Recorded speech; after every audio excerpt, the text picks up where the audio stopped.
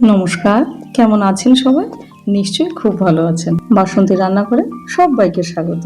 যেদিন বিশেষ কিছু রান্না করতে ইচ্ছে করে না, কিংবা যারা ব্যাচেলার, যারা পিজি বা হোস্টেলে থাকেন, সময় কিংবা ব্যস্ততার অভাবে তারা বিশেষ কিছু রান্না করতে পারেন না, আজকের রেসিপিটা সম্পূর্ণ তাদের জন্য।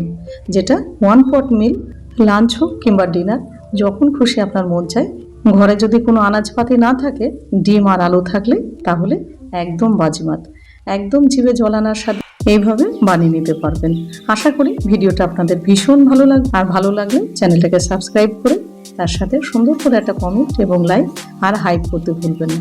আর স্কিপ না করে পুরো ভিডিওটা দেখুন, না হলে খুঁটিনাটি অনেক কিছুই মিস করে যাবে। তাহলে চলুন শুরু করা যাক। এখানে প্রথমে নিয়ে নিয়েছি 700 গ্রাম বাসমতি চাল। এটা মোটামুটি আমি 40 মিনিট ধরে এটা ভিজিয়ে রেখেছি। কোয়ান্টিটি আপনারা সেখানে বেশি কম আপনারা করতে পারেন। আর আজকে আমার যেহেতু বাড়িতে গেস্ট আছে, ওই জন্য পরিমাণটা আমি একটুখানি বেশি করে দেখাচ্ছি। আর সবসময় এটা বাসমতি চাল দিয়ে করতে হবে এমন নয়, ঘরের চাল দিয়েও করতে পারেন কিংবা দেরাদুন রাইস দিয়েও করতে পারেন। আর নিয়ে নিচ্ছি এখানে আলু। এখানে মোটামুটি আমি 5টা আলু নিয়েছি, আর আলুগুলো ঠিক হাফ করে এভাবে কেটে নিয়েছি। ডিম পোলাও, ডিম তো লাগছে। এখানে আমি 6টা ডিম আগে থেকে সেদ্ধ করে নিলাম। ডিম কম বেশি আপনারা করতে পারেন। পুনরায় গ্যাসটা জ্বালিয়ে বসিয়ে দিলাম একটা কড়াই। যেহেতু আমার কোয়ান্টিটিটা অনেকটাই বেশি, ওই জন্য কড়াইটা একটু বড় দেখে নিলাম।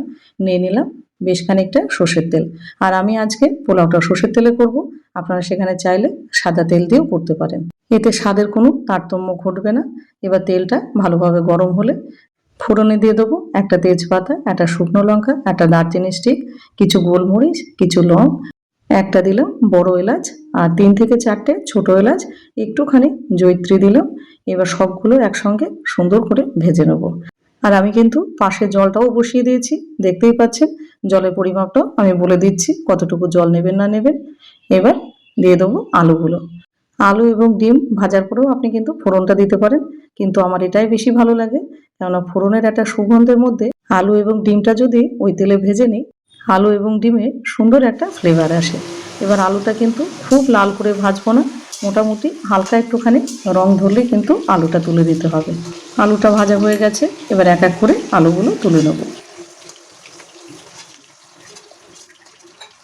আলুগুলো তোলা হয়ে গেলে এবার দিয়ে দেবো সেদ্ধ করে রাখা ডিমগুলো। আমি এখানে ডিম 6টা নিয়েছি, আপনারা সেখানে কোয়ান্টিটি বেশিও করতে পারেন কিংবা কমও করতে পারেন। এবার ডিমগুলোকেও হালকাভাবে ভেজে নেব। আলু এবং ডিম কোনোটাই কিন্তু খুব বেশি ভাজবো না, যাতে একদম লাল লাল হয়ে যায়। হালকা একটুখানি রং ধরলে ডিমটাকেও ভেজে তুলে নেব। আর আজকে আমার এই পোলাওটা বানানোর কারণ, মুষলধারে বাইরে তো বৃষ্টি পড়ছে, বাজারে যাওয়ার মতো কোনো রকম অবস্থা নেই। আর এই বৃষ্টিতে বাজার বসেও না। আর ঘরে দেখলাম ডিম আছে, আলুও আছে, অন্যান্য আনাজপাতি না থাকলেও আজকে সেই দিয়ে করবো বাজনা। ডিমগুলো হালকা করে ভেজে নিলাম, এবার ডিমগুলো তুলে নেব।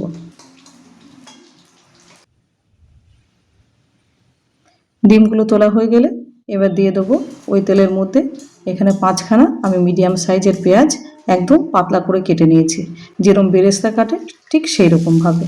আর এখানে যেহেতু কোয়ান্টিটিটা একটু বেশি, ওই জন্য পেঁয়াজটাও কিন্তু আমি বেশি করে দিলাম। আপনাদের কোয়ান্টিটি কম থাকলে সেখানে পেঁয়াজ কিন্তু এতটা লাগবে না। এবার পেঁয়াজটা ভালো করে ভেজে নিতে হবে, আর খেয়াল রাখতে হবে যেরকম বেরেস্তা ভাজি ওরকম ভাজলে কিন্তু হবে না। আর গ্যাসের ফ্লেম লো টু মিডিয়াম করাই আছে। এবার পেঁয়াজটাকে সুন্দরভাবে ভেজে নেব। পেঁয়াজটা ভাজা হয়ে গেছে, একটুখানি সময় নিয়ে ভাজতে হবে, আর খেয়াল রাখতে হবে পেঁয়াজটা যেন পুড়ে না যায়।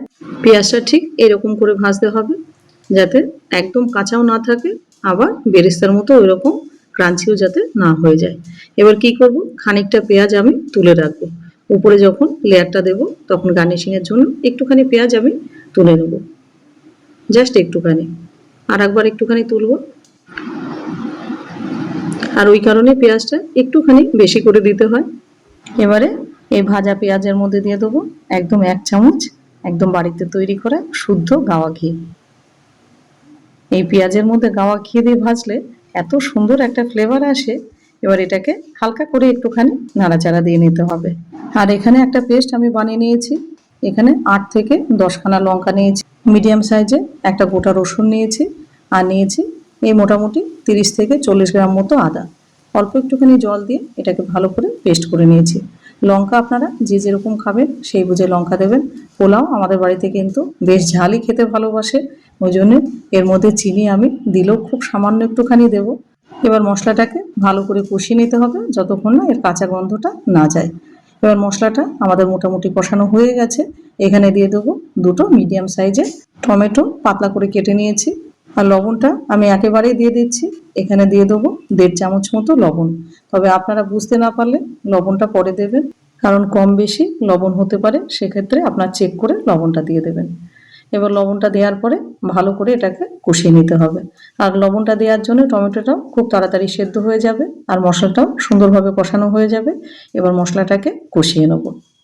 এই রান্নাটাকে ফাঁকিবাজি রান্নাও বলতে পারেন। নানান পদ রান্না না করে এক পদে আপনি একদম সবার মন জয় করে নিতে পারবেন। আর আজকে আমার ভিডিওটা আপনি কোথায় থেকে দেখছেন সেটা অবশ্যই কমেন্ট সেকশনে জানাবেন।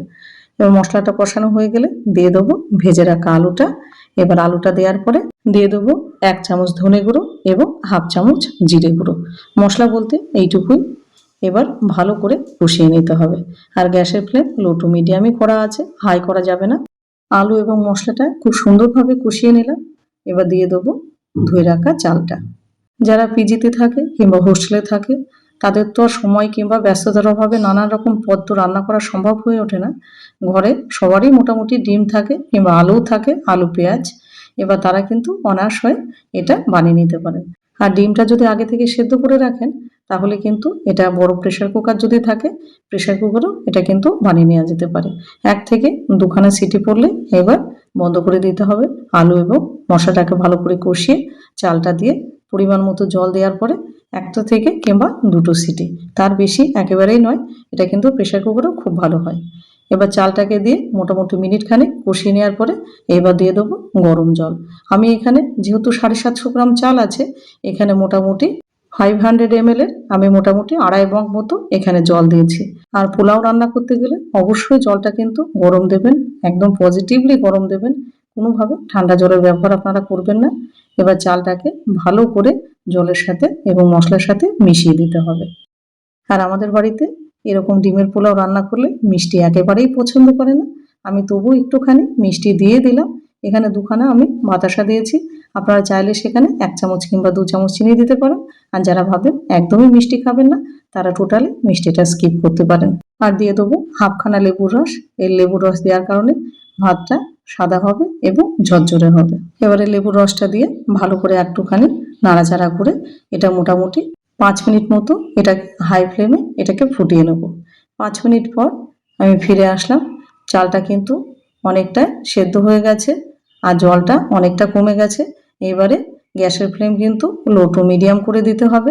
এবার চালগুলোকে হালকা হাতে একটুখানি নাড়াচাড়া করে দিতে হবে, বারে বারে খুন্তি দেওয়া যাবে না। এবারে ডিমগুলো সাজিয়ে দেবো উপর থেকে। আর আপনারা কারা কারা এরকম ঝাল ঝাল ডিমের পোলাও খেতে ভালোবাসেন সেটা অবশ্যই কমেন্ট সেকশনে জানাবেন। ডিমটা সাজিয়ে দিলাম। ডিম একটু বেশি দিলে ভাগে একটু বেশি পড়বে, ওতে খেতে ভালোই লাগবে। এবার দিয়ে দিলাম 200 ml মতো দুধ। এটা কিন্তু ঠান্ডা দুধ, গরম দুধ নয়। এবার দুধটা দেওয়ার পরে এবার এটাকে ঢাকা দিয়ে দেবো মোটামুটি 5 থেকে 7 মিনিটের জন্য। আর এই 7 মিনিটের মধ্যে কোনোভাবে কিন্তু এটা খুলবো না। এবার 7 মিনিট পর ফিরে আসলাম। এবার ঢাকনাটা খুলে আরেকটুখানি নাড়াচাড়া দিয়ে নেবো। জল কিন্তু এখনো অনেকটাই আছে। পোলাও তো আপনারা অনেকেই অনেকভাবে খেয়েছে, তবে আমি রিকোয়েস্ট করব এইভাবে আপনারা একবার পোলাও পানি খাবেন। এটা নাড়াচাড়া দিয়ে যেহেতু জল আছে এখানে আরেকটুখানি আমি ঢাকা দিয়ে দেবো মোটামুটি মিনিট 5-এর জন্য। আর এই 5 মিনিটের মধ্যে আমি কিন্তু কোনোভাবে আর খুলবো না। 5 মিনিট পর ফিরে আসলাম। এবারে জলটা পুরোপুরি টেনে নিয়েছে। এবার উপর থেকে আমি বাকি জিনিসগুলো এক এক করে দিয়ে দেবো। প্রথমে দিয়ে দেবো যে পেঁয়াজটা ভেজে তুলে রাখলাম সেটা উপর থেকে এরকম করে ছড়িয়ে দেবো। আর দিয়ে দেবো ফ্রেশ কিছু ধনেপাতা। আপনি সেখানে ধনেপাতার সাথে কিন্তু একটু পুদিনা পাতাও দিতে পারেন। আর দিয়ে দেবো 1 চামচ গাওয়া ঘি, কারণ ভালো মানের একটু পোলাও খেতে গেলে এখানে কার্পণ্য করলে চলবে না। আর দিয়ে দিলাম কয়েকটা কাঁচা লঙ্কা। এই পোলাওয়ের মধ্যে এরকম কাঁচা লঙ্কা ভীষণ ভালো লাগে। এবার এটাকে ঢাকা দিয়ে দেবো 5 থেকে 7 মিনিট। তারপরে গ্যাস অফ করে আরও আমি 15 মিনিট স্ট্যান্ডিং টাইমে রেখে দেবো। আর তারপরে ফিরে আসছি। Wow, just wow!